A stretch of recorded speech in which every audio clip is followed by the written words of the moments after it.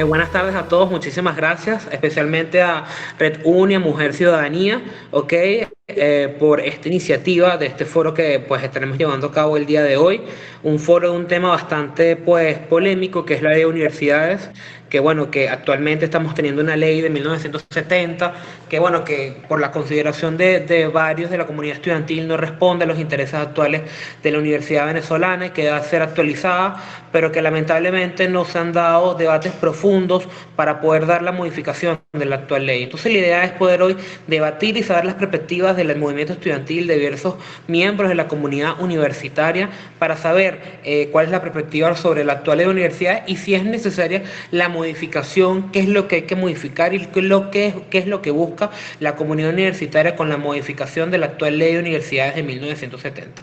Entonces, bueno, para esto tenemos a Daniel Hanscott y a Miguel Barone, que está ahorita solucionando sus problemas de conexión para conectarse. Y bueno, si quiere darle la bienvenida a Daniel. Bueno, yo quiero dar la bienvenida en nombre de Mujer y Ciudadanía a este foro que agradezco muchísimo a Jesús Alfredo que ha organizado, porque definitivamente tenemos que oír a los estudiantes. Hemos hecho innumerables foros en Red Uni, Mujer y Ciudadanía ha hecho foros universitarios durante 3 años continuamente por todos los 5 estados, Carabobo, Zulia, Mérida, Tacna, y cuando pensamos en esto de hacer un foro que hablaran los estudiantes, dijimos, bueno, pero ¿por qué no lo hicimos antes?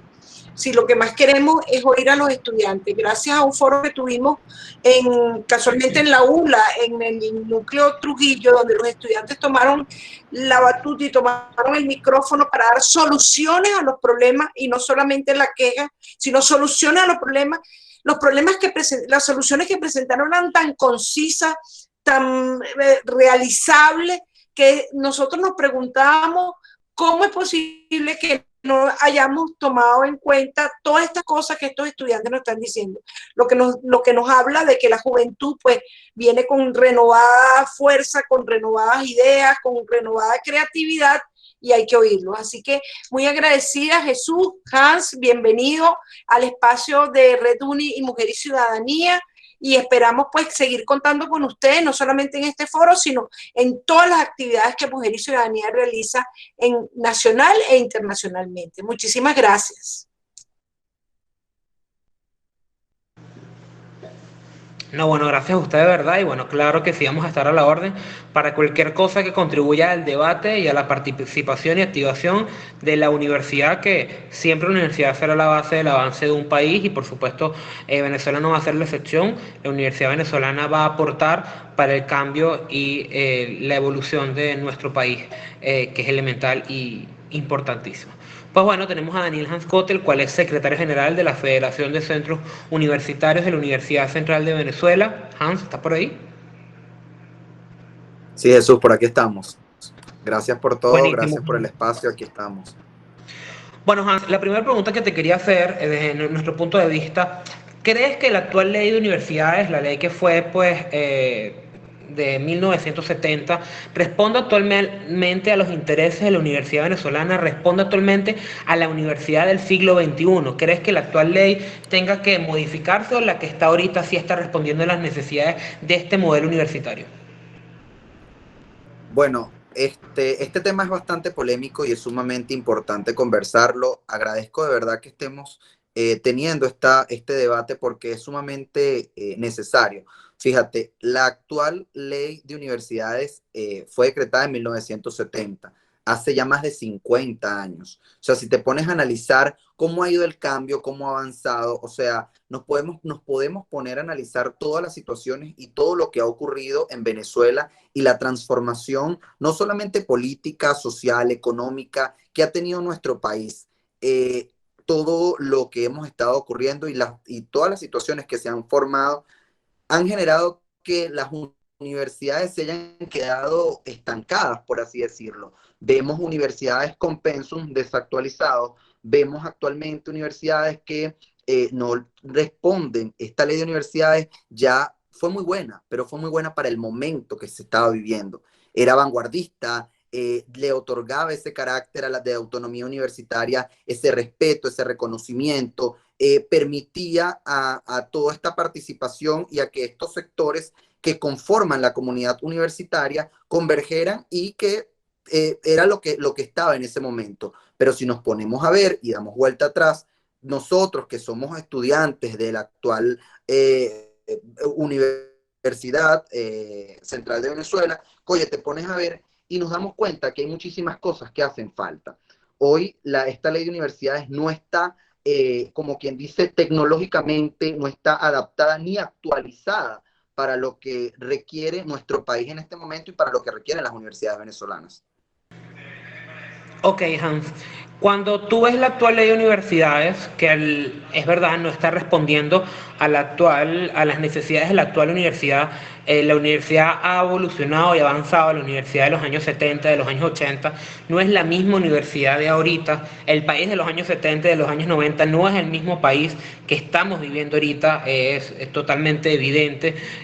Cuando tú opinas que no está respondiendo la actual ley, ¿qué es lo que tú crees que hay que modificar? Que tiene que haber una nueva ley de universidades, pero qué cosas tiene que involucrarse, qué cosas hay que modificar, qué cosas hay que cambiar en esa ley para que sí pueda responder a los estudiantes, a los profesores. Tenemos un debate ahorita pues que tiene desde el año pasado, desde el año 2019 cuando el TCJ sacó la sentencia 0324, era que la actual ley de universidades no incluía como comunidad universitaria personal obrero y administrativo, sino que le daba como comunidad universitaria a los estudiantes, egresados y profesores. ¿Crees que hay que incluir a la comunidad universitaria de los obreros y administrativos para que puedan participar en un proceso electoral?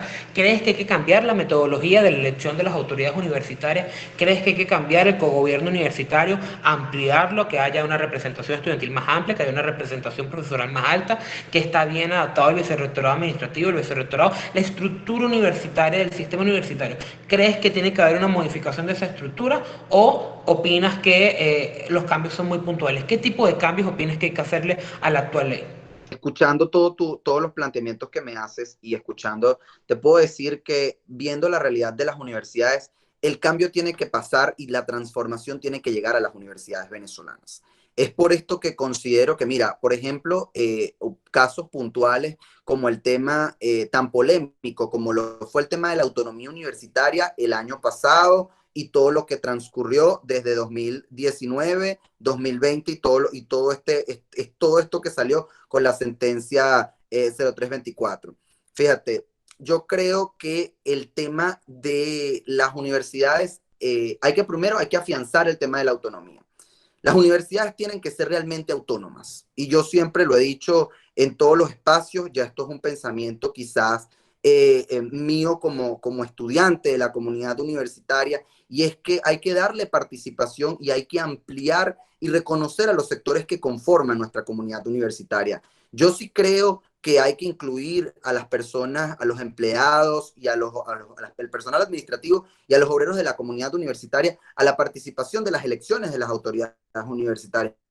Por ejemplo, eso es un punto que sonaba muchísimo y que quizás algunas autoridades de las distintas universidades veían un poco errado, veían un poco con temor, porque quizás a veces nos dan miedo los cambios, pero yo creo que hay que asumir y hay que avanzar. Fíjate, si nos vamos a las universidades en Europa, vemos como en Europa participa el personal administrativo, participan todos como comunidad universitaria y conforman esa junta rectoral o eligen, mejor dicho, para corregir acá, eligen esa junta rectoral que llevará las riendas de las universidades dentro de estos países. Es importante que nosotros tomemos como ejemplo y que avancemos, porque la universidad no se puede quedar en 1970, porque desde 1970 para acá han ocurrido muchísimas cosas. Han ocurrido que, bueno, actualmente tenemos, por ejemplo, si vemos la Venezuela del 2021, no es la misma Venezuela que teníamos en 2019,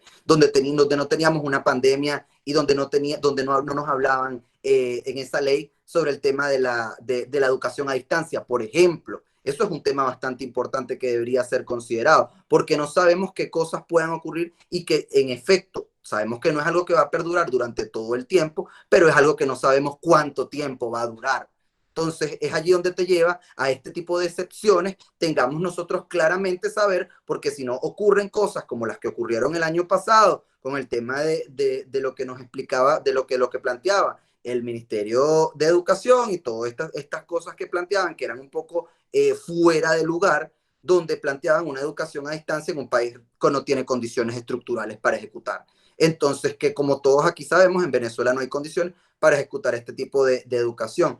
Pero yo sí creo que tiene que existir ese tipo de puntos, tiene que existir el tema de hablar de la tecnología, de hablar de la autonomía universitaria, no solamente la autonomía de ejercer y, y de hacer lo que se puede y administrar lo que se debe dentro de las universidades, sino también una autonomía económica, donde las universidades también empiecen a buscar ese sustento y empiecen a buscar donde no sea el Estado quien el Estado debe garantizar las condiciones, pero que no sea el Estado quien deba dar todo para las universidades venezolanas, porque bien sabemos que en Venezuela tenemos un Estado que no responde a las universidades, un Estado que totalmente está a espaldas de la educación venezolana y que simplemente le interesa promover el socialismo del siglo XXI y más nada. Y la universidad no es eso. La universidad es, como bien lo hablamos, es universalidad de pensamiento, de ideas, es todo este tipo de valores positivos que contribuyen y que suman a todo lo que es nuestro país y que deben ser las universidades quienes propongan, no el Estado quien le proponga a las universidades. Yo sí creo que nosotros dentro de la universidad tenemos que ampliar el tema de los consejos universitarios, por ejemplo, en la parte estudiantil.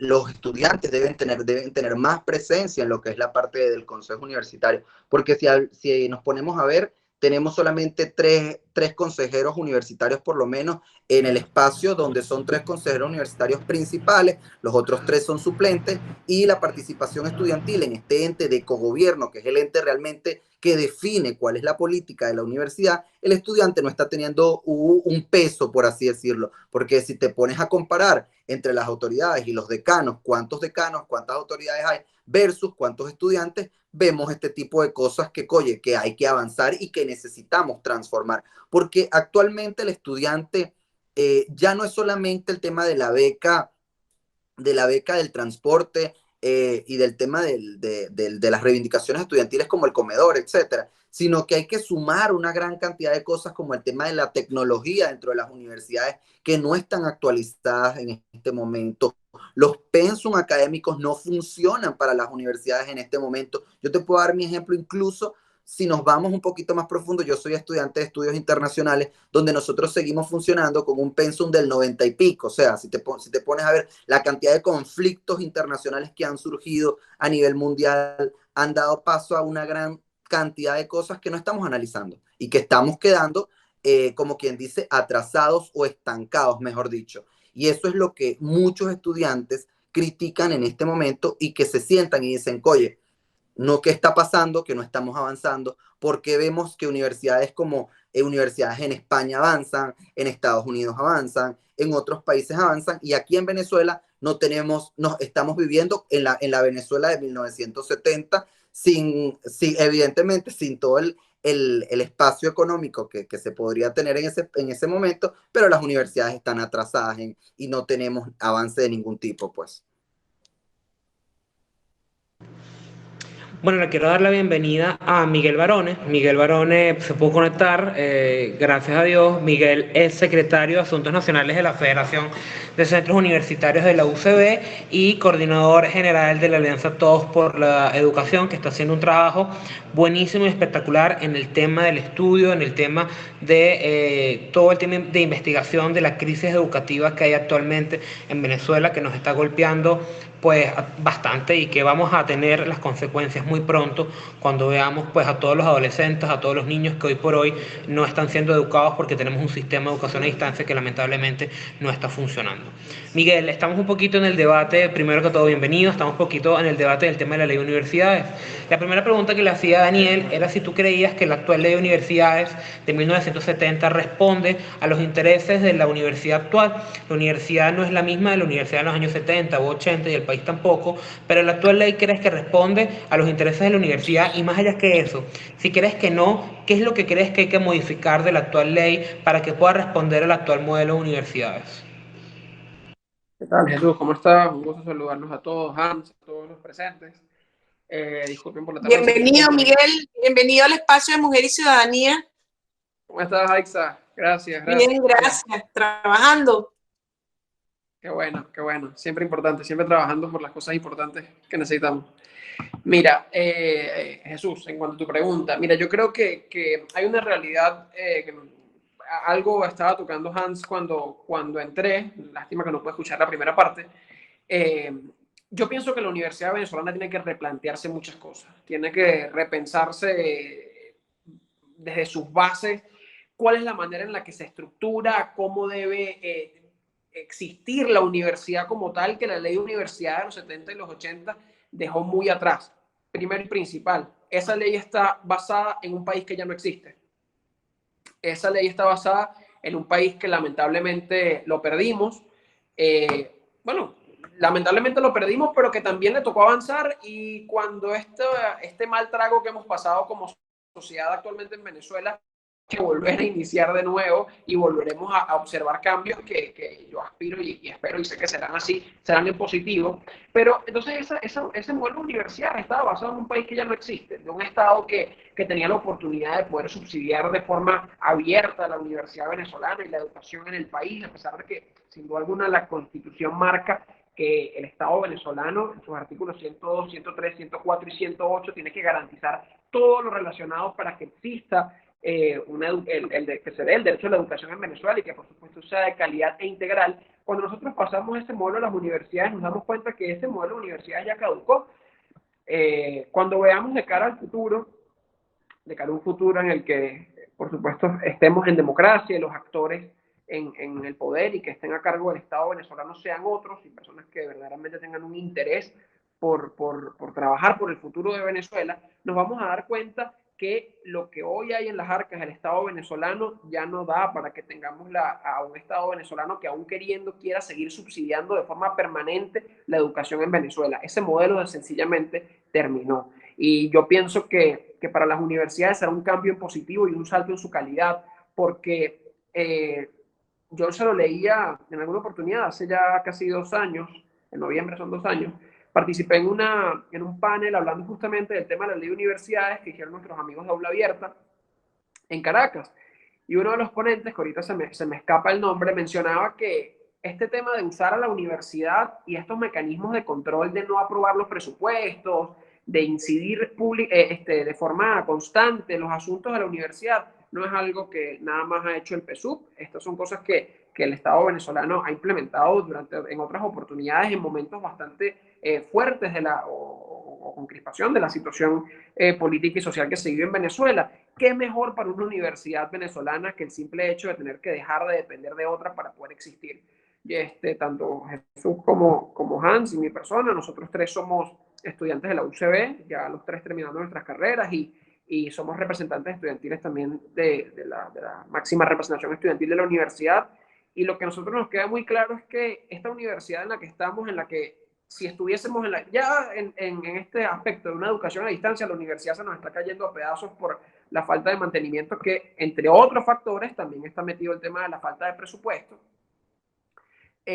Si estuviésemos en la universidad hoy, estaríamos constantemente encontrándonos con el monstruo de no tener un presupuesto digno para la universidad, que la mantenga de pie y que por supuesto tengamos sobre nosotros ese fantasma constante de un cierre técnico que persigue a todas las universidades autónomas del país y que, créanme, que ya ha empezado a golpear también de forma muy dura y preocupante también a las instituciones educativas privadas. O sea, ya no es algo que simplemente, o sea, por supuesto que la inversión del Estado viene a las universidades autónomas, a las experimentales, a todas las que dependen del Estado. Pero es que en las universidades privadas, la misma situación económica ya ha hecho que cada vez esa forma de concebir la universidad, además, por supuesto, la economía del país, está mermando de una forma tan profunda que la universidad venezolana se está acercando en todos sus aspectos, pública o privada, a un cierre técnico que puede ser el final de la educación en Venezuela. Obviamente yo no vine acá a meterle psicoterror a todos los que están en la llamada, sino que nosotros veamos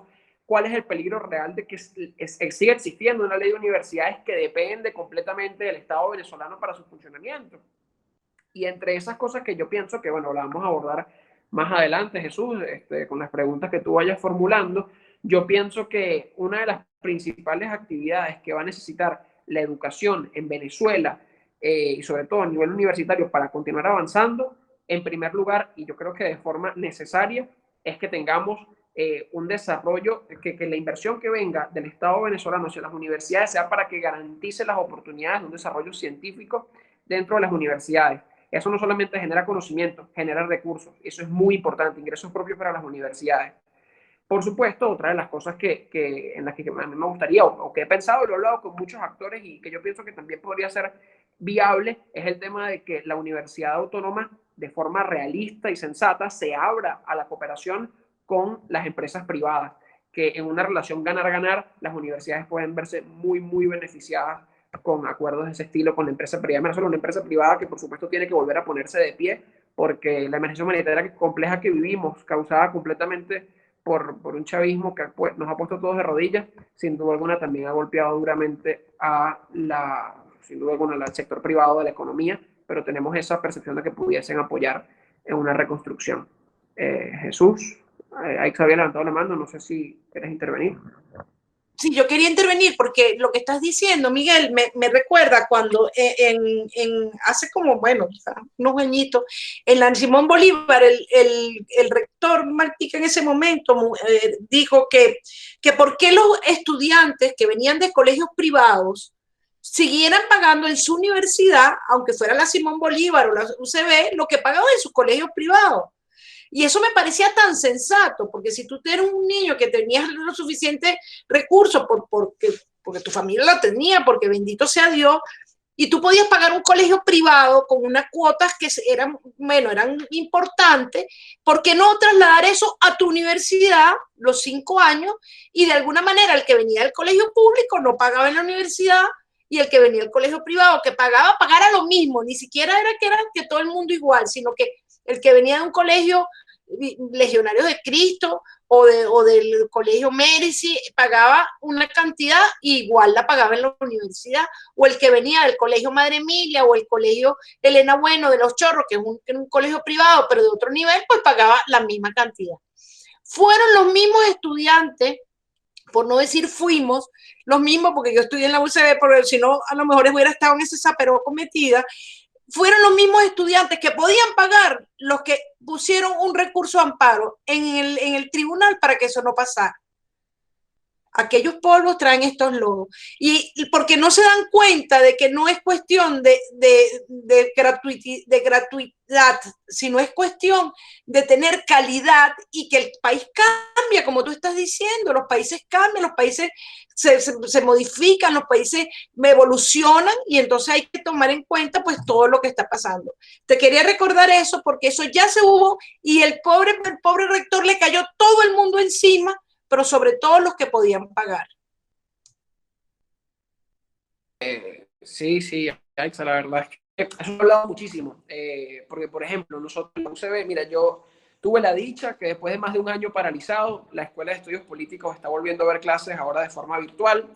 Soy plenamente consciente de las dificultades que sufren profesores y estudiantes para mantener clases en la virtualidad, eso está claro, en un país donde no hay luz, no hay agua, no hay internet, no hay capacidad de tener una calidad de vida que garantice que nosotros o que la mayoría de la gente puede comprar aparatos electrónicos y tener acceso a internet de forma constante para conectarse a actividades académicas a través de la virtualidad, pues nosotros pudimos volver y estamos en la segunda semana de clase después de un año paralizados, que es otra cosa que preocupa muchísimo de que siendo la UCB siendo la UCB lo que representa para el futuro del país, con todo el respeto a los que estén conectados, que no forman parte o que no son UCBistas o fueron UCBistas, bueno, UCBistas es toda la vida, lo sabes bien, pero nosotros estamos pagando un importe, Aixa, que yo pagué el domingo, 1.500.000 bolívares por el semestre.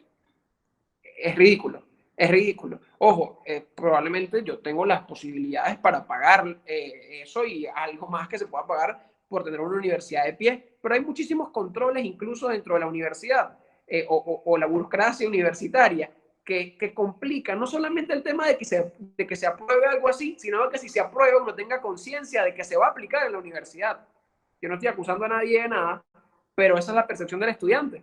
Entonces, cuando nosotros en nuestro rol de representantes estudiantiles, si hacemos esa propuesta a estudiantes universitarios, la primera pregunta va a ser, sí, yo sí te puedo pagar $20 el semestre, que igual no es nada, pero supongamos, o sea, no es nada en términos para lo que necesita una universidad para mantenerse en pie, pero para muchos venezolanos tener acceso a $20 hay que ganárselos y es muy complicado. Pero supongamos que existiese eso, ¿no? Un programa de becas en la UCB para que existiese una disminución de lo que hay que pagar, pero que el pago sea representativo. Pues lo primero que muchos estudiantes que estarían dispuestos a pagarlo se harían la pregunta es, ¿y a dónde va a ir a parar los $20 que yo voy a pagar por mi semestre? Y ese tipo de preguntas, ese tipo de cosas también tienen que incluirse en una ley de universidades. Tenemos que ser mucho más detallados sobre los controles que van a tener nuestras universidades para gestionar sus propios recursos. Ojo, y esto es una de las cosas que yo también quería abordar ahora con alguna pregunta que hiciera Jesús Alfredo. Yo sí pienso que hay que definir de forma real y seria cuál es la autonomía universitaria. Porque la autonomía universitaria para muchos hoy es que cuando hay una protesta en la puerta de la universidad no entre la policía. Eso no es autonomía universitaria nada más. ¿Dónde está nuestra autonomía administrativa, nuestra autonomía financiera? Sin duda alguna, cada vez más hemos visto problemas para que se mantenga la libertad académica, que es uno de los pilares de la autonomía universitaria también.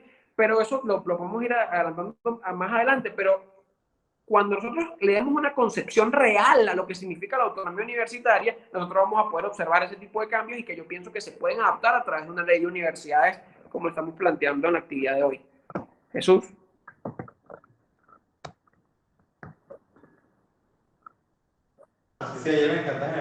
Bueno, totalmente lo que dice Miguel. Hay un tema puntual y es que caemos en la conclusión de que la actual ley no está respondiendo a la necesidad de la universidad venezolana, que la universidad está sumergida en una crisis histórica, que la universidad actualmente está viviendo los números históricos de deserción estudiantil y profesoral, porque el actual sistema universitario caducó, fracasó. Eso da con que el Estado venezolano no le está dando respuestas tampoco al ciudadano común. Pero cuando hubo un intento de modificar la ley en el año 2009-2011, por la Asamblea Nacional encabezada por Silvia Flores, que hoy es la esposa de Nicolás Maduro, pues Chávez no firma esa ley, esa modificación de ley, la cual vulneraba muchos derechos y muchas reivindicaciones estudiantiles que se habían conseguido. Era una ley doctrinaria, era una ley que a pesar de que mantenía la autonomía universitaria, le metía mano a muchos temas de la universidad, que pues reformaba el sistema o la estructura universitaria, modificaba el claustro universitario, incluía el sector obrero y el sector administrativo con un voto paritario. Entonces hizo que pues el movimiento estudiantil de ese momento pues se articulara con los profesores, se articulara con las autoridades. En ese momento las autoridades y el movimiento estudiantil pasó y terminó el año en la universidad, en Plaza Rectorado, que en ese momento era Diego Charifa, el presidente de la federación, Hernán Castillo, consejero universitario, era la doctora Cecilia Rectora, Víctor Márquez. Hubo una articulación muy buena en la comunidad universitaria que salió a la calle en defensa de la universidad y retrocedió a un monstruo político como lo que era Chávez, que no se le puede negar nada, que era un monstruo en el tema de que cuando quería imponer algo lo imponía, si no le importaba nada, retrocedió y no firmó la ley. ¿Ok? ¿Qué es lo que pues le hace falta a este movimiento estudiantil actual, que está golpeado, como todos los partidos, como todas las organizaciones, para dar un cambio a la actual ley de universidades? Porque nosotros en ese momento vimos un movimiento estudiantil articulado con profesores, con autoridades, y pudo retroceder al chavismo en firmar una nueva ley que iba a intervenir a la universidad. ¿Y qué le está faltando actualmente al movimiento estudiantil que no ha generado esos debates para poder hacer la modificación de ley y para poder defender a la universidad venezolana? Bueno, respondo yo primero y después tú.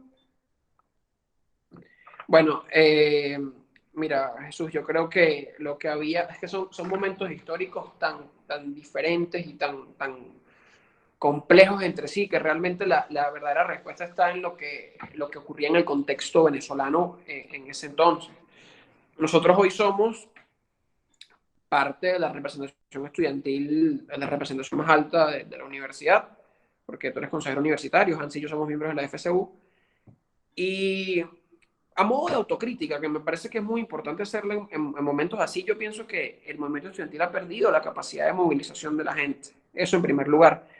Hemos perdido la capacidad, ojo, a pesar de que sin duda alguna hay responsabilidad en los liderazgos, es que la misma situación o contexto que estamos viviendo aleja a los estudiantes de las luchas políticas. Hoy pregúntale a un estudiante de la Universidad Central si le importa más sumarse a una lucha política que a ir a trabajar para poder llevar comida a su casa. No lo va a pensar dos veces. Y eso es lo que estamos viviendo. Entonces, sin duda alguna, la capacidad de movilizar la hemos perdido con mucha sinceridad, pero también aunados no solamente a las deficiencias o errores de nuestra dirigencia, que pienso que también han tenido sus virtudes y sus victorias, se debe a la situación en la que estamos viviendo. En aquella oportunidad, como bien comentas, se echó para atrás ese proyecto de ley, principalmente porque había una capacidad de respuesta de las fuerzas vivas de la sociedad civil, que me parece que muchas veces son, ¿cómo decirte?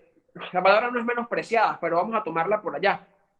Tomamos en cuenta más a los factores políticos que a lo que puede incidir realmente a la sociedad civil. La sociedad civil está muy cansada también de que no sea tomado en cuenta en esos aspectos. Y en aquel entonces había una necesidad más imperante para movilizar a la sociedad civil, y la sociedad civil tenía unos mecanismos de participación quizás más alentadores. Obviamente no habíamos vivido los episodios traumáticos y difíciles del 2014, del 2017, en los que muchas personas que eran activas en materia de protesta y de sumarse en contra de las decisiones arbitrarias que tomaba Chávez y posteriormente Maduro, mucha gente le hizo retroceder eso, ver que exponían su vida, y realmente después era muy complicado que tuviésemos respuestas positivas a lo que estábamos pidiendo, que se había cerrado la vía electoral por todo lo que ya conocemos. Entonces la participación de la gente fue mermando muchísimo. Y un ejemplo claro, Jesús, que lo vivimos muy de cerca, Hans, fue el tema de la intervención que pretendían para las universidades en el 2020. Lo que nos costó AIXA y demás personas que están acá como dirigencia estudiantil con un sentido de pertenencia muy grande e importante con la universidad, no solamente por el rol y el cargo que, bueno, por las circunstancias históricas estamos ejerciendo, y que ya nuestros cargos vencieron ya hace más de un año, el 7 de junio, no, Jesús, cumplimos 2 años, 7, 17 de junio, 2 años haber sido elegidos, y en ese momento era lo que nos costó poder movilizar a la comunidad estudiantil para que siquiera supieran cuál era el problema, ni siquiera que nos acompañaran en todo, sino que supieran cuál era el problema. Bueno, el día que se suponía que nos caía la guillotina en la Universidad Central, tuvimos la oportunidad de que estuviera la gente, pero no logramos llenar la plaza de rectorado de la Universidad Central, sabiendo que no solamente éramos nosotros los que estábamos involucrados, sino que también las autoridades universitarias, profesores, sindicatos sabían la importancia de la fecha y nos estaban acompañando, pero ese día éramos un grupo más representativo que en otras épocas, pero no era lo mismo. Y estábamos hablando del fin de la universidad como la conocemos, que cada vez esa bola de nieve se va expandiendo, y quién sabe cuándo volvamos a ver eso. Es tan claro que la universidad que vivimos antes de la pandemia ya no existe. No nos vayamos 5, 10, 15 años para atrás. Estamos hablando de 1 año y 2 meses. Entonces, había una capacidad de respuesta mucho más amplia por parte de la sociedad civil para dar respuesta a este tipo de intentonas que se dirigían desde el gobierno para acabar con la universidad como la conocíamos. Hoy en día yo siento y pienso que no tenemos esa capacidad. Esto es una autocrítica completamente. ¿Que podemos recuperarla? Ahí está el reto. Y ese es el reto de las nuevas generaciones, es el reto de nosotros. Y bueno, nosotros que ya estamos entre salida y final de nuestra vida universitaria, también es responsabilidad ahora de los que vienen detrás, de la generación de relevo a nosotros. Y por supuesto de los que ya salieron y todavía son jóvenes, para que demos la cara. Esta noche tenemos que darle a los jóvenes. También, por supuesto, que nos acompañe toda la sociedad civil, pero el músculo, la fortaleza tiene que nacer de nosotros, la sociedad civil, de una generación que no ha vivido otra cosa y que podríamos estar condenando a nuestros hijos a vivir algo todavía peor.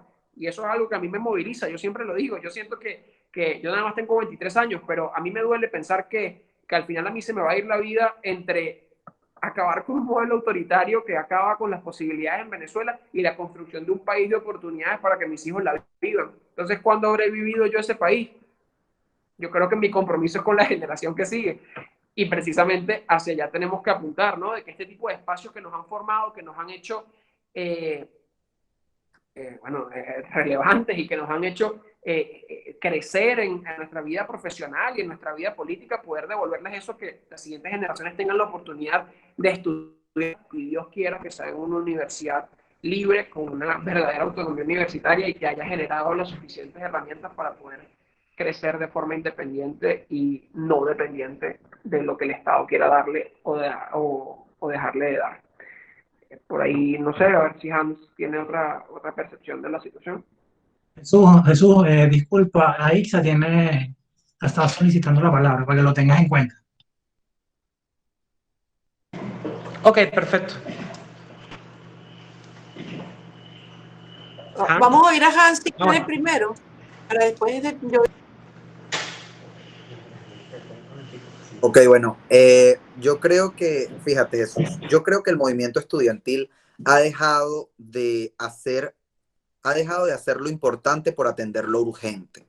Yo lo categorizo de esta forma porque, ¿por qué digo esto? Bueno, fíjate, el movimiento estudiantil, como tú bien lo indicas, en el año 2010 estuvo protestando, en el año 2011 fue vetada la ley por Chávez y esta era una ley que él planteaba, donde nos planteaba la eliminación del CNU, donde nos planteaba la creación del espacio del Consejo de Transformación Universitaria, como lo querían llamar ellos, donde nos planteaba un modelo de la universidad socialista, cuando la universidad no tiene tilde político.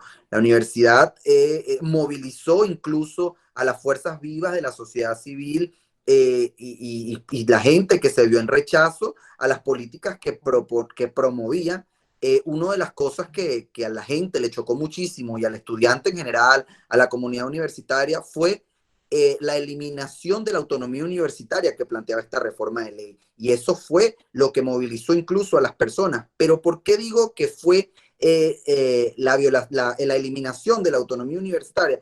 Porque simplemente en su articulado tú te pones a leerlo de ese proyecto, de esa reforma que fue aprobada por una Asamblea Nacional o por un Parlamento totalmente pesubista, donde el PSUV tenía la mayoría de los votos, pero Chávez se vio de brazos cruzados cuando vio a la gente en la calle movilizada. Esta reforma que te habla de regular la organización de la universidad, la estructura, la gestión, el funcionamiento, y de meterlo en un subsistema dentro del Ministerio de Educación Universitaria, te muestra que, oye, que la gente se sintió, mira, ya va, van a acabar con la universidad venezolana. Y eso era lo que buscaba el chavismo en ese momento.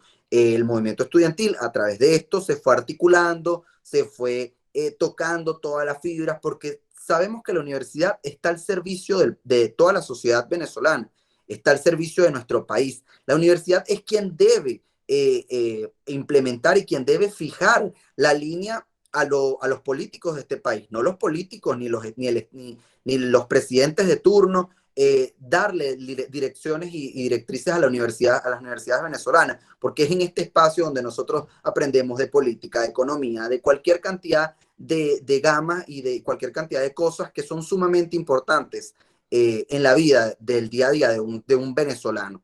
Es por eso que ese movimiento estudiantil del 2010, que estuvo en las calles, que estuvo protestando, que estuvo organizado, sale a las calles es por esto, porque se moviliza, claro, y también tenemos otro factor sumamente importante, Jesús, no teníamos la diáspora que vivimos actualmente nosotros los estudiantes, donde normalmente vemos entre cómo ha caído el músculo, no solamente del movimiento estudiantil, porque los chamos que estamos dentro del movimiento estudiantil quizás no, somos pocos para todos los que tenemos detrás a los que representamos, pero sí es importante decir que, oye, en ese momento el movimiento estudiantil no estaba pasando por una diáspora. La crisis estructural y económica y social y política que estaba viviendo el país en ese momento no es la que estamos viviendo actualmente. Y es por eso, como lo decía Miguel, tuvimos un 2020 donde no logramos llenar una plaza de rectorado, cuando en el 2000, en ese diciembre, ese 31 de diciembre, Diego Charifker con las autoridades de la UCB se vinieron, se movilizaron y estuvieron ahí con una capacidad de respuesta casi que inmediata,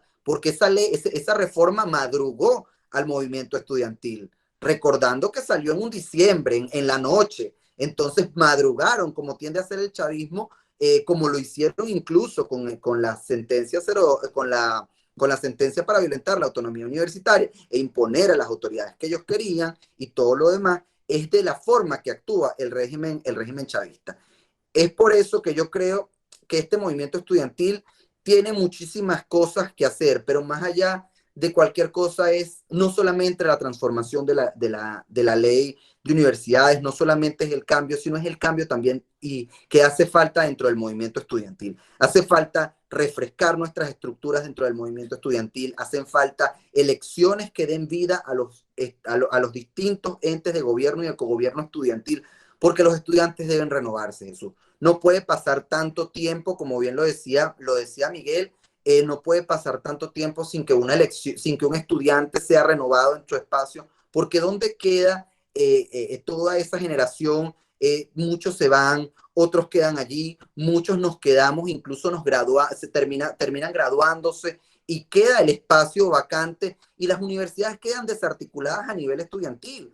Vámonos incluso analizando el tema de la Universidad del Zulia, que tuvo tantos años sin elecciones, la Universidad de Carabobo. La UCB ha sido una de las que más ha estado entre 2, 3 años allí teniendo elecciones. Sin embargo, las elecciones del cogobierno duraron casi 4 años sin hacerse a los estudiantes en participar dentro de este proceso. Es allí donde tú ves, el movimiento estudiantil debe renovarse en todos sus niveles y en todos sus espacios a nivel nacional. Debe existir la coordinación de todos los esfuerzos y no funcionar los movimientos estudiantiles como islas dentro de sus espacios, por lo menos. Ahí está la Universidad de Oriente, que tiene más de 10 años sin elecciones, una universidad paralizada, una universidad que está totalmente estancada en cuanto al tema del movimiento estudiantil, y hemos visto fuertes liderazgos estudiantiles, pero que no han tenido la oportunidad de medirse.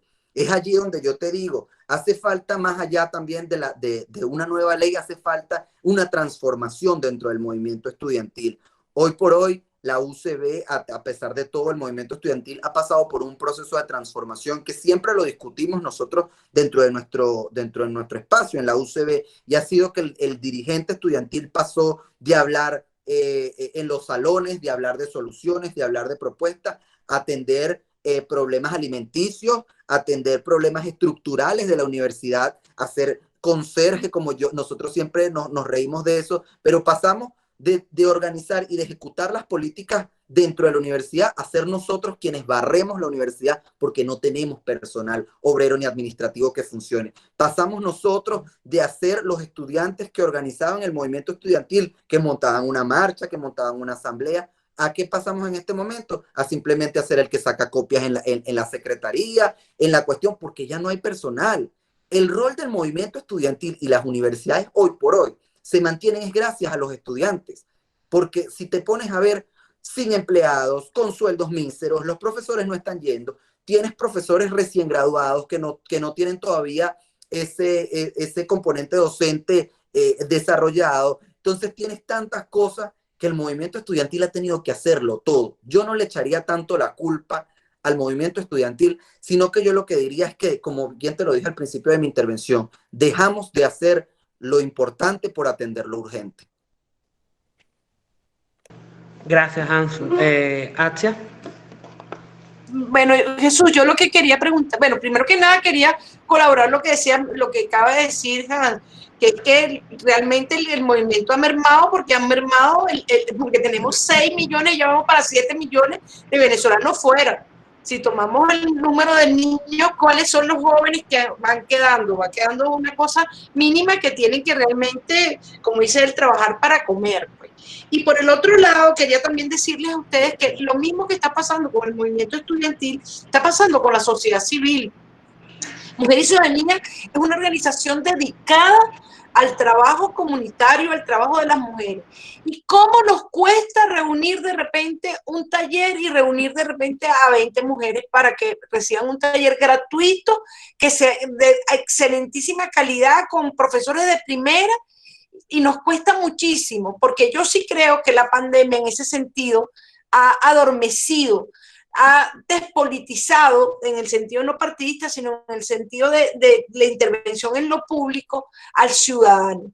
Y esta crisis como sin logro, esta crisis sin verle como soluciones, nos va paralizando y nos tiene paralizados. Pero quería decirle eso a ustedes tres para que tampoco se culpen tanto de que el movimiento estudiantil, ustedes no han hecho lo suficiente. Creo que el país está está completamente paralizado.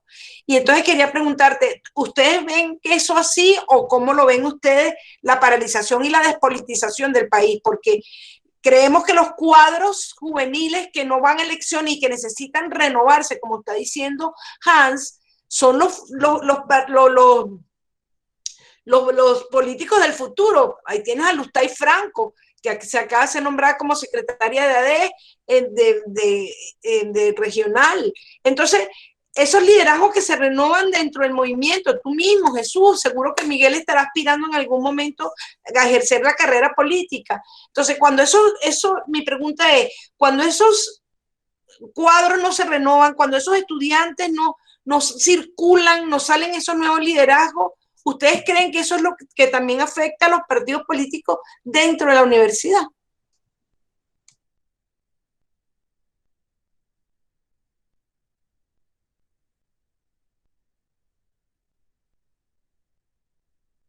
El micrófono, Jesús, el micrófono. Perdón, Miguel, ¿estás ahí? Sí, disculpa. Dale, Nada, tranquilo. totalmente lo veo como tú, Aixa. La verdad, yo, bueno, señalabas algunos casos de jóvenes que tienen las oportunidades ahora de irse incorporando a la vida política. Bueno, yo, por ejemplo, no pertenezco a ningún partido político. Yo mi vida la hago en la organización de la sociedad civil. Soy coordinador nacional de Gritemos con Brío y promotor de la Alianza Nacional Todos por la Educación.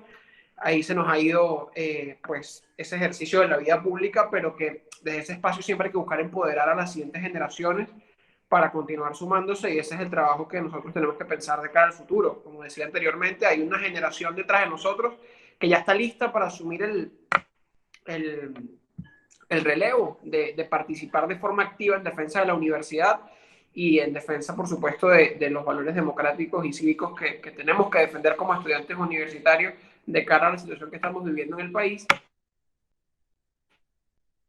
Cada oportunidad que consigamos fuera de la universidad para continuar manteniendo vivo ese espíritu de la sociedad civil y de participación política de las nuevas generaciones, hay que tenerlas. Y bueno, mencionabas, por ejemplo, el espacio de Lustay, con una joven con la que, bueno, nosotros hemos compartido en varias oportunidades y en muchas cosas estamos de acuerdo y en muchas otras cosas no estamos de acuerdo, pero lo que creo que estamos de acuerdo todos nosotros con Lustay, que es una gran líder y está asumiendo hoy un rol de liderazgo dentro de su partido político, que hay muchísimas personas que lo tendrían con 40, 50, 60 años y hoy lo tiene Lustay con menos de 30. Entonces, ese tipo de cosas también habla de que nuestra generación está lista para asumir espacios de liderazgo de importancia que marquen de verdad un cambio para el país. Y en ese sentido sí creo completamente que hay que hacerlo. Cuando me refería a que había que hacer una reflexión dentro del movimiento estudiantil, es porque creo que todos los sectores de la vida pública en Venezuela hoy tienen que hacerse una dura autorreflexión para poder saber en qué estamos fallando, para que haya gente que, más allá de que está alejada por el contexto y las circunstancias que vivimos como país, está en la clara necesidad de tener que escuchar y reflexionar sobre las cosas que no se han hecho bien para poder seguir sumando a los demás. Y eso es algo que incluso cuando sintamos que todo está saliendo bien, hay que volver a reflexionar para saber en qué podemos seguir aportando. Entonces, bueno, eso era más o menos lo que quería decir por eso.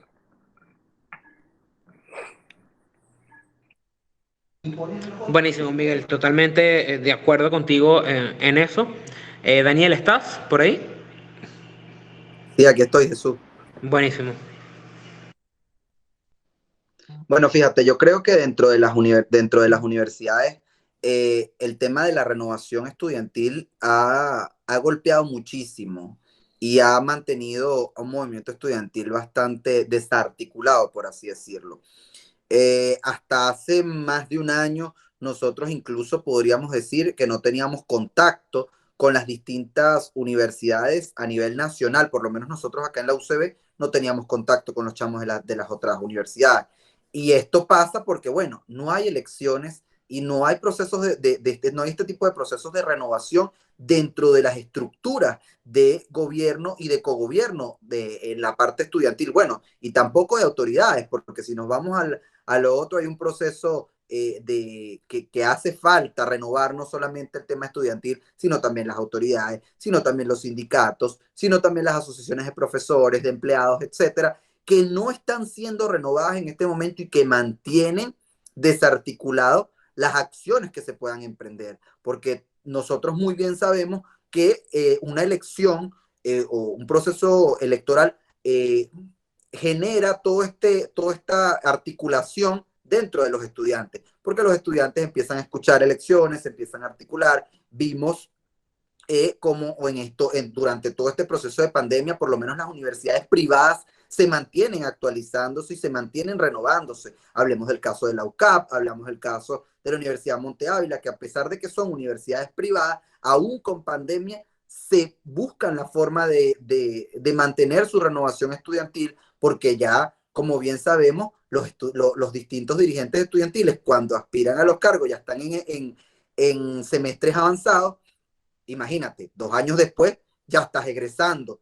Entonces queda ese espacio y queda la universidad desarticulada, como muy bien lo vimos durante varios años en la Universidad Central de Venezuela, cuando ocurre el caso. El tema de Juan Requesens, pasó tanto tiempo, la universidad sin elecciones, casi 4 años, hasta que llegamos a un proceso electoral y vemos cómo las universidades se van como que quedando atrás, el movimiento estudiantil se va quedando desarticulado, no van manteniendo estos lazos con las demás universidades.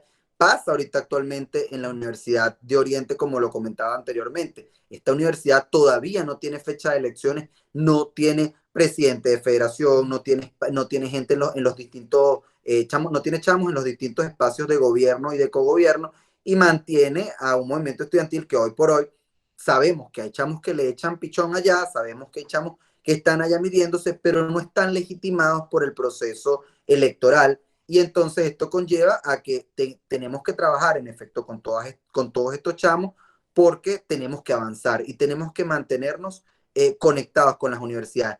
Hoy el movimiento estudiantil, Jesús, yo te podría decir que a nivel nacional tiene un rol histórico bastante importante y que no lo está llevando, primero porque no está articulado, no, hace falta muchísimo el tema de los procesos de renovación, hace falta muchísimo buscar la forma, mermar también el tema de la incidencia dentro de los partidos políticos, dentro de las universidades venezolanas, porque los partidos políticos, yo soy de la tesis, yo personalmente, aun cuando soy militante de un partido político, lo puedo decir, siento que hay veces que hay que dejar que las universidades pasen por su proceso. El dirigente estudiantil no es el mismo dirigente de un partido político. La dirigencia estudiantil se lleva de una forma totalmente distinta a lo que hacen los dirigentes políticos nacionales, estadales, regionales, etcétera. Porque la dirigencia estudiantil es una dirigencia de cuestiones muy puntuales y muy necesarias, y que son cuestiones que en este momento, en el país que vivimos, necesitan solución. Casos académicos, casos de temas de reivindicaciones estudiantiles, casos de estructurales de la universidad venezolana, que requiere, como bien lo decía, de los estudiantes, pues, para poder funcionar. Hoy las universidades se mantienen es gracias a los estudiantes, y los partidos políticos no pueden seguir metiéndose de forma tan vulgar, por así decirlo, dentro de las universidades, porque lo que hacen es generar distintos choques y distintos problemas, y lo que hacen es generar dirigentes estudiantiles que no están presentes dentro de nuestras universidades. Necesitamos más dirigentes estudiantiles y menos dirigentes políticos dentro, o dirigentes partidistas, mejor dicho, porque política hacemos todos, dirigentes partidistas dentro de las universidades, porque las universidades necesitan dirigentes que estén allí, no dirigentes que salgan a perseguir a un dirigente político, a un dirigente partidista en algún estado, sino que necesitan un chamo que esté ahí metido todos los días en la universidad. Buenísimo, Hans. Y bueno, primero que todo, agradecer que llevamos una hora de foro, que están todos conectados, especialmente a Hans y a Miguel. Y bueno, una última pregunta que quería hacer. Nosotros vimos que el último intento que se dio como debate de la ley de universidades se dio en el año 2010 y han pasado ya 11 años. 11 años que pues ni la asamblea, ni los 5 años de la asamblea pues que llevó la oposición se llevó al debate legislativo una nueva ley y pues este primer año que está la asamblea encabezada por Jorge Rodríguez en su agenda legislativa tampoco está el debate de la ley de universidades. Vemos cómo para el Estado, para el gobierno, para las personas del ámbito político, ni opositor ni el chavismo ha sido un debate como tal. El legislar, la modificación legislativa de la ley de universidades no lo han visto como una prioridad. ¿Ok?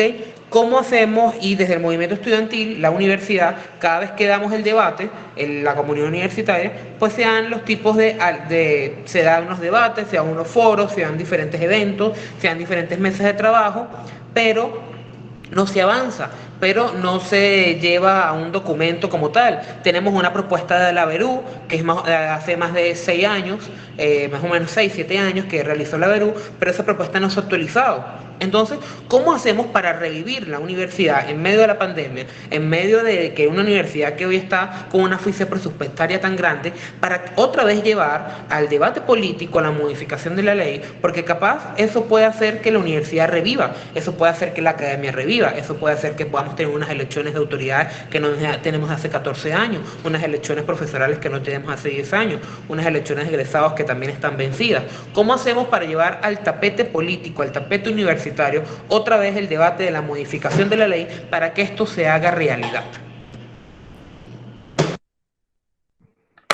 Bueno, Jesús, en primer lugar, sobre, mira, este es la delgada línea entre lo que yo pienso que debería pasar y lo que quiero que pase, ¿no? Yo pienso que nada bueno va a salir si el chavismo en la asamblea de Jorge Rodríguez discute una nueva ley de universidad. De verdad que ahí yo no veo ningún avance para la universidad venezolana, veo retroceso. Justamente cuando el tema de la sentencia, estuve en una entrevista en Unión Radio y me tocó debatir en un programa con el rector de la Universidad Simón Rodríguez, que honestamente se me olvida el nombre del señor completamente desfasado, que creía que la manera en la que ellos estaban haciendo que las universidades fueran autosustentables era con sembraderos de yuca y criaderos de pollo en sus universidades. Esto es una historia real, una historia real. Y ese modelo de universidades que nos van a querer meter a través de una Asamblea Nacional encabezada por Jorge Rodríguez y donde no existe una representación, bueno, vamos a llamar una redundancia representativa de las fuerzas democráticas del país, y bueno, por supuesto que aparte es ilegítima, claro está, y lo sabemos todos los que estamos empapados en la dinámica actual de la sociedad venezolana. Nada bueno va a salir de ahí. Ahora, ¿por qué no se discutió antes en la otra Asamblea Nacional? Sin duda alguna hay un problema grande que creo que fue prioridad, que era que se quiso utilizar la Asamblea Nacional como un espacio para buscar un cambio político en el país. Ahí se fueron 5 años de la Asamblea Nacional pasada, donde sin duda alguna cuando se hicieron intentos por legislar fueron bloqueados por el Tribunal Supremo de Justicia, pero que este tipo de discusiones nunca ocurrieron. Y yo te voy a ser muy honesto, yo pienso que la palabra no es menospreciado, la palabra es, vamos a decir menospreciado, está menospreciado el valor de la educación para el futuro de este país. Lamentablemente yo siento que es así. Hoy en boca de los partidos políticos, de los representantes políticos, no existe la palabra educación en sus discursos, no hay palabras para lo que es la crisis del sistema educativo venezolano. Cuando se escucha sobre la crisis del sistema educativo a nivel universitario, se escucha por la voz de nosotros, los representantes estudiantiles, pero no porque haya fuerzas políticas que lo hablen. Cuando se elaboró el Plan País, lo último que hicieron fue el Plan País de Educación.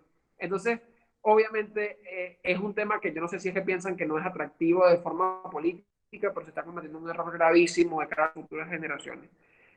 Y ojo, porque, por ejemplo, cuando por fin se dignaron a escribir ese capítulo del Plan País sobre educación, una de las personas encargadas es una eminencia del área educativa de este país, se llama José Manuel Bolívar, y hay muchísimas personas como Juan Maragall, que es de Primero Justicia, que son personas de partidos que tienen una claridad inmensa sobre el tema educativo, pero nadie lo toca, nadie lo habla, nadie dice nada. Entonces, cuando la prioridad, que para muchos es como que, bueno, aquí podemos seguir intentando todo, pero con el chavismo va a ser muy difícil, quizás, pero si no propones nada, si no se genera el germen de algo distinto, obviamente no va a pasar. Y para mí eso fue lo que pasó. Yo siento que hay muy poca voluntad política de hablar sobre educación, aun cuando es probablemente lo más importante en el sistema educativo venezolano. Cuando mencionabas lo de los proyectos de ley de universidades que han salido, el de la BEDU es verdad, es uno bastante bueno. Los muchachos de Aula Abierta también elaboraron uno, que de hecho en el periodo de sesiones de la CIDH en el que participé el año pasado, ellos entregaron al representante del gobierno encargado, que es el segundo al mando de la misión diplomática de Venezuela en la OEA, Rafael Castillo, lo que para ellos era una posibilidad de generar un proyecto de ley de universidades.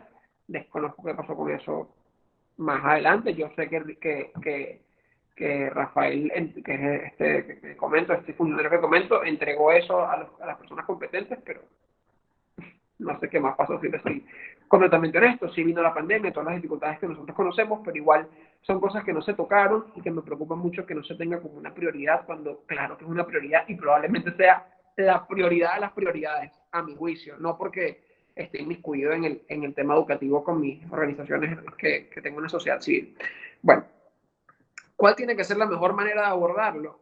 Yo estoy convencido que tiene que ser cuando se le dé la prioridad que merece. Cuando se le dé la prioridad que merece. Porque cuando lo sigamos haciendo, como que bueno, eso puede quedar para después, puede quedar para después, ese puede quedar para después, lleva casi 50 años. 50 años. Porque esa ley de universidades que hablaba de un papá Estado que podía cubrir todos los gastos de las universidades autónomas, eso murió antes de que empezaran los 90. Y aquí nadie hizo nada, ni movió un dedo por una nueva ley de universidades, a excepción de cuando la quisieron hacer y era un bodrio político de características innombrables. ¿Y por qué te digo el tema también de que si lo llegase a discutir la Asamblea de Jorge Rodríguez va a ser un desastre? Es porque estamos en junio, 6 meses de gestión. Se filtró el anteproyecto de ley para la profesión docente. Un disparate, un completo disparate donde la ley evalúa como criterios para la formación de un docente su formación sociopolítica en vez de las herramientas que tiene que utilizar en el aula de clase. Eso está disponible, lo pueden buscar y en cualquier momento el chavismo lo va a tocar en la Asamblea Nacional y lamentablemente lo va a aprobar. Entonces, no es una solución que estos lo discutan. Es lamentable que antes no se haya discutido y es aún peor de que nadie hable de educación. Nadie habla de educación dentro de los factores políticos. Hay contadas excepciones. Por ejemplo, está el partido de Antonio Carri, que se llama la Alianza del Lápiz, que es un partido que trata el tema de la educación de forma directa y transversal, pero no es un partido mayoritario entre las fuerzas políticas de oposición. Pero los partidos principales no tocan ese tema. Entonces, si ni siquiera hay una discusión interna entre los partidos sobre algo tan importante, pues eso no va a llegar a ninguna instancia. ¿Tiene que llegar? Sí, pero cuando se le dé la importancia, se haga una asesoría real con personas que conocen el tema, y les nombré a 2 que, por cierto, son militantes del partido y son muy buenos sobre el tema educativo, que son Juan Maragall y... se me olvidó el nombre de Carabobo. De Chema, se me olvidó el apellido, le dicen Chema, José Manuel Bolívar. Son 2 personas muy buenas, muy positivas en el ámbito de la educación, que tienen muchísimo que aportar, que han aportado para cosas puntuales. Por lo menos Juan Maragall era el director de la Secretaría de Educación de la Gobernación de Miranda durante la gestión de Enrique Capriles, y José Manuel Bolívar fue uno de los encargados de la redacción del Plan País de Educación. Entonces, son personas que conocen el tema, que pueden aportar, pero hay que darle la importancia que se merece, que los partidos políticos entren ¿cómo decirlo?, en un amplio sentido de discusión con la sociedad civil para todos juntos poder darle forma a una ley que por supuesto va a manejar los hilos del futuro de Venezuela por muchos años. Yo estoy seguro que cuando logremos alcanzar o una transformación del modelo de universidades del que estamos viviendo. Por supuesto que en la Constitución aparezca algo más sobre la autonomía universitaria, sobre la universidad, que no sea nada más la autonomía universitaria, darle rango constitucional a todo lo que se haga con la universidad, luchar por una autonomía de verdad en todas sus características posibles.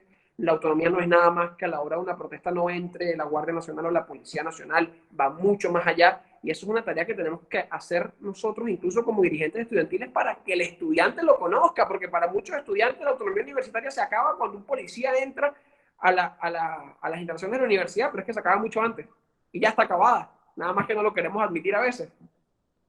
Es un tema discursivo que es importante que lo tomemos en cuenta. Otra cosa por la que hay que luchar en esa nueva ley de universidades, una permanente revisión curricular de los programas de estudio. Yo estudio estudios políticos y administrativos en la UCB, noveno semestre. Mi escuela tiene más de 30 años que no revisa por la burocracia universitaria su programa curricular. Simplemente no lo hace. Con textos y materias completamente desactualizadas que no vienen al caso. En el cuarto semestre de la materia se ve Economía 2, que es pura economía marxista. ¿Qué tiene que ver eso? ¿Qué tiene que ver eso con la formación? Claro, luego tiene que saber de ideologías, pero no una sola materia para una sola cosa, cuando se podría llenar de muchísimas cosas de actualidad. Pues no hay una revisión de los currículum de estudio, que eso hay que hacerlo. Y bueno, yo creo que otra de las cosas que varias organizaciones han estado luchando por ello, de verdad cito muchísimo la fuente de Aula Abierta, porque he trabajado mucho tiempo con ellos, pero sé que Red Uni también lo ha trabajado, el Observatorio de Universidades, nosotros también en Gritemos con Brío lo hemos hecho, el tema de que le demos importancia a los derechos universitarios, que la ley de universidades contemple todo lo relativo a los derechos universitarios, que no solamente son los estudiantes, no solamente son los profesores, también ahí están nuestros profesionales que trabajan en la universidad, todo el personal que trabaja en la universidad, en la que también debería estar claro cuáles son los derechos, incluso hasta de los egresados. Por esa lucha las ha dado, por ejemplo, Aula Abierta hasta instancias internacionales. La hemos acompañado a otras organizaciones que tenemos relación con el tema universitario y educativo, y yo creo que hay que continuar luchando con eso. Entonces, para mí esas tienen que ser las perspectivas de cara al futuro. De verdad, yo pienso que sí tiene que ser así. Buenísimo, Miguel. Muchísimas gracias, de verdad. Hans, ¿estás por ahí? Aquí estoy, Jesús. Buenísimo. Bueno, hablando sobre el tema de por qué no se ha tocado lo que es, o no se ha planteado, mejor dicho, un proyecto de ley. Yo creo que hay muchísimos, como bien lo comentaba Miguel, hay muchísimos actores que han estado trabajando, porque yo creo que en Venezuela aquí somos el país y estamos rodeados de tantas instituciones, organizaciones y ONG que trabajan constantemente el tema de la educación, que yo creo que no pueden quedar olvidados todos esos esfuerzos. Miguel mencionó algunas de las que trabajan todo el tema educativo y que han llevado, que tienen proyectos, que tienen, oye, unas ideas súper avanzadas, que es lo que necesita y lo que si nos sentáramos, fíjate, si nos reuniéramos todos, por así decirlo, para debatir este tipo de temas tan importantes como es la educación venezolana, fíjate, saldría algo genial. Pero ¿qué vemos nosotros en este momento o qué hemos visto en los distintos hitos? Porque esto no es solamente de ahorita, esto es una cuestión que viene desde hace muchísimos años. Son ya 50 años que no se habla de la educación venezolana, o que simplemente no lo ponen en el tapete los partidos, los políticos, los distintos organizaciones lo hacen, pero simplemente queda siempre por debajo, porque siempre hay otra cosa que lo opaca, por así decirlo. Siempre está el no tenemos comida, no tenemos cuestiones estructurales, no está funcionando tal cosa, y es como te decía al principio, siempre queda lo urgente y lo importante. Algo tan importante y tan estructural como es la educación de un país, queda ya ni siquiera en segundo, en tercero, en cuarto plano, y olvidado al fondo. porque esa es la realidad de lo que pasa en Venezuela. Y un ejemplo de eso es que el movimiento estudiantil debate sobre muchísimas cosas constantemente. Nosotros mismos, en los espacios de la Federación de Centros Universitarios, de la UCB, yo lo sé que los chamos de la Carabobo lo hacen, los chamos de Luz también, o sea, porque están debatiendo sobre el tema y lo comentan. Pero ¿qué pasa? Bueno, tenemos cuestiones estructurales, no tenemos presupuesto, tenemos problemas de servicios básicos que no funcionan dentro de las universidades, luz, agua, internet, etcétera, el tema del sueldo y los salarios, los profesores que se nos van del país, los chamos que se están yendo del país incluso porque están buscando nuevas oportunidades, la deserción estudiantil que golpea constantemente. Fíjate, un ejemplo que podemos dar es cómo la deserción golpea, donde tenemos una deserción durante lo que va de pandemia. Yo podría decir, las autoridades nos hablan de un 50%. Yo te podría decir que hay más de un 50% de deserción estudiantil si nos vamos a lo interno de las universidades, porque la gente o los estudiantes dejaron de hablar del tema por atender cuestiones urgentes del momento. Porque como debates, y ahí era como cuando y ahí estoy totalmente de acuerdo con Miguel, ¿cómo debates tú de una ley o cómo hablas tú de un proyecto de ley, de una reforma, de algo que es totalmente necesario para el país y que perdurará en el tiempo cuando no tienes comida en tu casa, cuando cuando no tienes internet para poderte conectar ni siquiera para ver la clase, cuando estás viendo cómo sobrevives porque llevas 3 o 4 días sin luz, sin agua, y entonces te toca enfocarte en conseguir encargar agua de algún sitio para poder llevar a tu casa, porque esa es la realidad del venezolano. Y eso yo no le daría tan duro al movimiento estudiantil, por así decirlo, que son los culpables, porque también las condiciones en el país que nosotros estamos, donde todos los días estar vivos es llegar y darle gracias a Dios porque llegamos vivos a nuestras casas, o porque no tenemos, gracias a Dios, no tenemos COVID, o lo superamos de forma positiva y no quedamos con algún daño en nuestro organismo. Mira, yo creo que el debate de la ley de universidades ha quedado tan atrás, ha sido por este tipo de cosas. Pero más allá de eso, personas que han tenido la oportunidad, como lo fue la Asamblea Nacional pasada, o mejor dicho, la Asamblea Nacional, que fue electa en el año 2015 y que quedó simplemente en debates para buscar la salida del régimen, buscaba y planteaba otras cosas, no se introdujo y no nos pusimos, a pesar de que nosotros como estudiantes fuimos incluso hasta el Parlamento. Tú mismo, Jesús, fuiste al Parlamento a denunciar la crisis y a hablar de la situación de las universidades. Nosotros hemos tratado, nosotros los estudiantes hemos estado buscando todos los espacios para denunciar, pero no solo para denunciar, para proponer, porque cuando hablamos de cuando llegó la pandemia, y es tan importante lo que te decía, el tema de las condiciones y de lo desactualizada que está la ley, cuando nos ponemos a analizar que no tenemos un sistema y no sabemos qué es la educación a distancia, porque eso se dice. La educación a distancia funciona en Venezuela, lo habla y lo dice Trump en algún momento, y lo dicen los ministros y lo dicen por allá. Pero la educación a distancia, ¿con qué se come en Venezuela cuando no es algo reglamentado, cuando no es algo estructurado, cuando no es algo que está funcionando y que no tiene un mecanismo para desarrollarse? Porque la educación, tú me puedes hablar de educación a distancia, pero yo te puedo decir de las condiciones en el país que estamos, de internet, de agua, de luz, de cualquier cantidad de cosas que nos habla el Pacto de Derechos Económicos, Sociales y Culturales internacional, donde nos habla que deberíamos tener un Estado que nos garantice este tipo de cosas y que no lo tenemos. Es por eso que podemos decir que el Estado venezolano no brinda las condiciones ni para que un estudiante se desarrolle en este país, ni para que un profesional se desarrolle, para que ningún venezolano tenga una estabilidad de ningún tipo, y tampoco nos deja, como quien dice, ese espacio para nosotros sentarnos a debatir de la ley, a pesar de que ocurre en espacios informales, por así decirlo, incluso en espacios formales, porque el año pasado hubo la oportunidad de hablar, estuvieron muchísimas personas reunidas hablando sobre el tema de la reforma de ley. Nosotros como estudiantes en la federación nos sentamos en varias oportunidades a hablar qué era lo que creíamos que debía cambiarse, y simplemente quedó allí porque, bueno, tuvimos que enfrentar el tema de la pandemia, el tema de los robos, el tema de las cuestiones que ocurren estructurales en las universidades. Y es como yo siempre, como te lo comento, hemos dejado, las cuestiones se han dejado de lado, ha sido por la misma crisis, la misma situación. Por aquí leí un comentario que sí, que había que salir también del gobierno para tener una ley de universidades.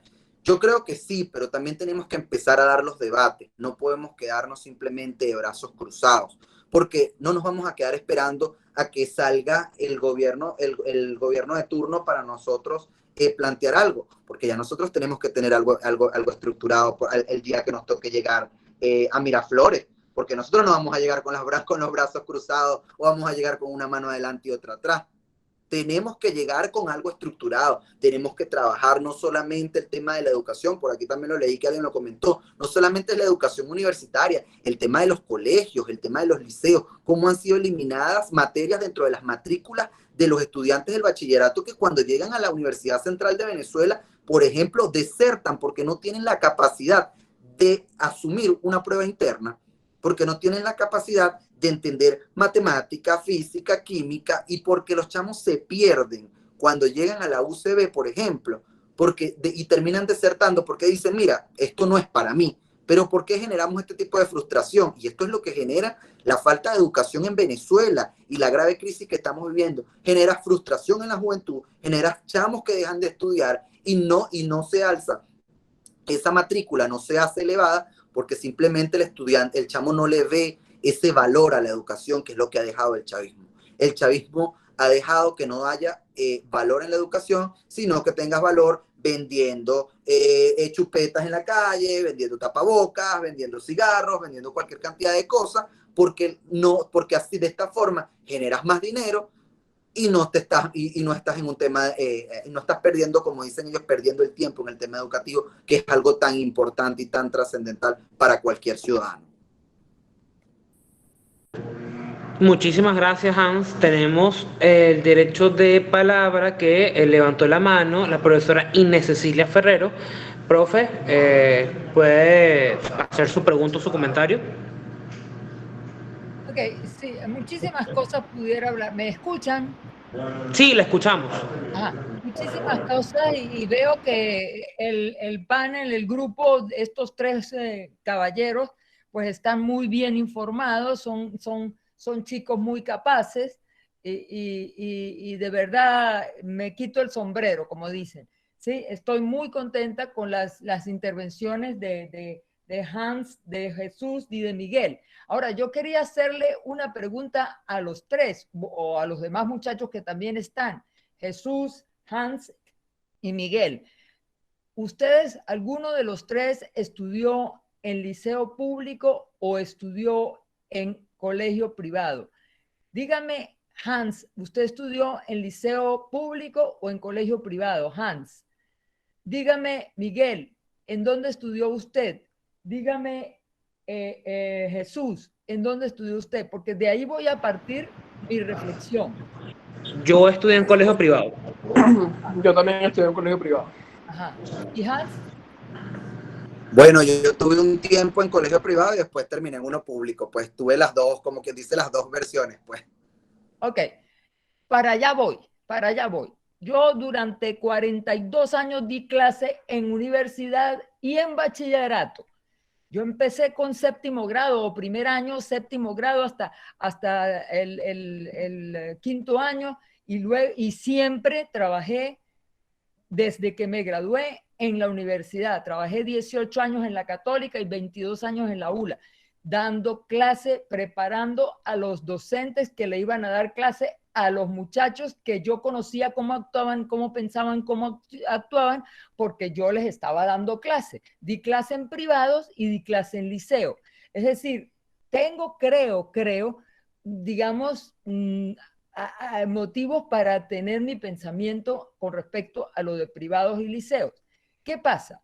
En un colegio privado, al muchacho se le enseña a hablar, se le insiste en la buena educación, se le insiste en el respeto al docente, al maestro, al profesor, a la autoridad, mientras que en el liceo eso es como un poquito más flojo y es lo que yo veía cuando me llegaban los muchachos los muchachos de primer año, generalmente yo recibía, me tocaba por horario la primera hora del grupo que llegaba de bachillerato, es decir, el primer semestre. Yo los recibía, esta vieja necia recibía a los muchachitos que venían, bachilleres todos temerosos, temblorosos, que venían de algún liceo. Déjenme decirle, mis amores, que los que venían del liceo, la forma de actuar, de vivir la educación era muy distinta a los que venían de colegio. Los que venían de colegio intervenían en clase, se esmeraban en buscar digamos, informarse. Cuando uno les decía en tal libro, en tal parte, buscan esta información, ellos lo buscaban, etcétera, etcétera. Los muchachos del liceo, pobrecitos, pero venían muy carentes de herramientas para estudiar, muy carentes de herramientas para entender el discurso que uno le da. Entonces teníamos que, yo misma y todos los colegas que trabajábamos con los primeros semestres, pues nos tocaba que volverles a dar bachillerato, en cierta forma, a los que venían del liceo. Entonces, ¿cuál es el problema con eso? Que el que viene del liceo, aunque fue más suelto, menos respetuoso, tiene una deficiencia cultural muy marcada. Ajá. Eso en esos 40 años que les digo. Pero últimamente, mis amores, es decir, desde que llegó este régimen a gobernar el país, los muchachos que le llegan a uno en el primer semestre son chicos que realmente tienen en su cabeza una educación más bien militarizada. ¿Sí? Había uno que me decía, sí, maestra. Es decir, su forma de actuar es distinta a los otros muchachos que yo había visto en los 30 años anteriores. ¿Sí? Estos niños son como soldaditos, los que le llegan a uno, repito, estoy hablando de los que me llegaron a mí en la ULA en los primeros semestres. ¿Sí? Entonces, esos niños no tienen ninguna formación política. Y cuando venían los chicos de los cuarto, quinto año de carrera a solicitar una asamblea para discutir X o Y problema universitario, los muchachitos salían, se escapaban, se iban a buscar el autobús, la ruta para irse para su casa porque no les gustaban esos temas. ¿Por qué no les gustaban? Porque en su bachillerato, precisamente bachillerato del régimen, pues precisamente les prohibían o les coartaban su pensamiento político o nunca les dieron esas materias de nada. Entonces, en resumen, la urgencia es los líderes políticos que sí están formados, como ustedes tres, tienen que también mirar hacia los liceos, porque el muchacho del liceo de hoy no está formado ni culturalmente ni políticamente. El muchacho del liceo hoy es obediente a los dictámenes del régimen y no puede ser de otra manera porque desde que abrió los ojos cuando nació no ha conocido otra cosa que a Chávez y a Maduro. No tiene más ningún otro referente en su vida como tuvieron tal vez ustedes tal vez en un Caldera, en un Carlos Andrés, sí, tal vez ustedes tuvieron algo de esos referentes, pero los muchachos que están llegando no. Entonces, por eso es que nadie acude a ninguna asamblea. Es que lo digo, lo viví. En el hall se hacían reuniones los muchachos y desesperados convocaban y no llegaba nadie. Y si había algunos, se iban volados de ahí. Se quedaban los 4 gatos. Yo siempre decía 4 gatos y una perrita porque teníamos una perrita que siempre andaba con nosotros. Eso era todo. En el hall nadie se reunía porque nadie quería trabajar esos temas. Entonces, y en respecto, cientos de temas de los que han tocado ustedes, con muchísimo respeto, me encanta como lo han hecho, esto de la educación a distancia. Déjenme decirle, mis amores, que eso de educación a distancia es un pensamiento de la cultura marxista, de hace muchísimos años, pero muchísimos años. Tengo textos de docentes marxistas que he heredado porque la viuda del uno del otro dice, ay, llévate esos libros para allá, para tu casa, que tú que te gustan los libros, llévatelos. Y tengo cajas y cajas de libros de docentes marxistas. Y hay textos que hablan la escuela fuera de la escuela, la educación sin maestro, y son todos de marxistas. Es decir, eso forma parte del marxismo cultural. Eso ya venía pensándose. Y le vino como anillo al dedo la pandemia esta bendita para ellos aplicar eso. En este momento, ahorita, en el canal del Estado, precisamente está hablando el presidente con los supuestos estudiantes universitarios. Lo acabo de colocar en el televisorcito que tengo aquí al lado. Es decir, trabajan con los jóvenes que no tienen ninguna formación y a ellos los están adoctrinando. Y esa educación a distancia la están logrando ellos con la televisión del Estado y la radio del Estado. Nosotros en la montaña, yo tengo muchas niñas que fueron alumnas o madres de niños que viven en la montaña, viven aquí en la zona para arriba, para Chorro el Indio, etcétera. Ellos ven clases, ¿cómo? Por la radio, por la televisión, ¿sí? Y los que puedan se conectan con un aparatico a internet y con sus datos. Tienen uno que otro, un telefonito, y ellos reciben clases. ¿Qué es lo que ellos reciben? Solamente la educación marxista, más ninguna otra. Entonces, ¿cómo quieres tú que al llegar ellos vayan a discutir algo a nivel de autonomía universitaria? Ellos ni saben ni cómo se come eso, ni para qué sirve si ellos están acostumbrados a obedecer. Sí, bueno, tengo millones de temas para hablarles al respecto, pero los felicito y corrobora lo que me han contestado Miguel, Jesús y Hans, que vienen de educación privada. Por lo tanto, la educación privada hay que ponerle el ojo. Es importante convencer a la gente que la educación gratuita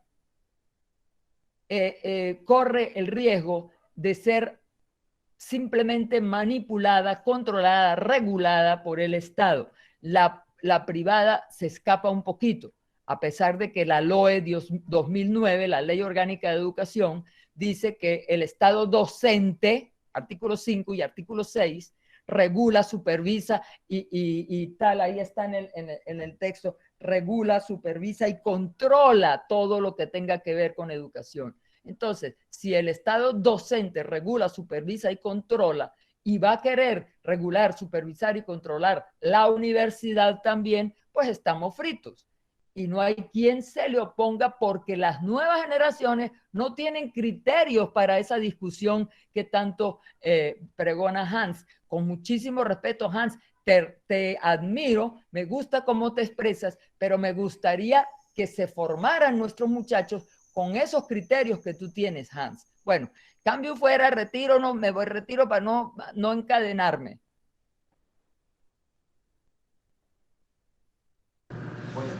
Muchísimas gracias, profe, en verdad. Muchísimas gracias a Hans, muchísimas gracias a Miguel, muchísimas gracias a usted, profe Arcia, a Red Uni, a Mujer y Ciudadanía, por esta oportunidad, por este debate que se tiene que seguir dando, que no puede quedar en estas 2 horas que debatimos, sino que se tiene que seguir formando y se tiene que seguir debatiendo, porque la universidad es para eso. La universidad, como lo dije al principio, es la base de la transformación y el cambio de un país, y no va a ser la excepción Venezuela. Muchísimas gracias, de verdad. Profe Arcia, no sé si quiere decir algo. Bueno, agradecerles a todos los que, bueno, quedamos aquí, quedó grabado, esto lo haremos llegar. Querido Jesús, Miguel, Hans, esto lo llevaremos a todos lados a través de nuestra red, a través de Red Uni, para que oigan todo el planteamiento, que fue muy interesante. Muchísimas gracias, Jesús, y muchísimas gracias a todo el equipo de Mujer y Ciudadanía presente. Muchísimas gracias a Johnny Torres y a todas las mujeres, a la doctora Domitila Peña, coordinadora de todo el proceso online de Mujer y Ciudadanía. de toda la formación online. Y bueno, muchas gracias a todos. Y Gracias. el jueves están invitados a el foro de la Universidad de Carabobo, donde van a hablar los carabobeños de su universidad, los estudiantes. Excelente. Gracias. Buenísimo, profe. Gracias. Hasta luego. Buenas noches.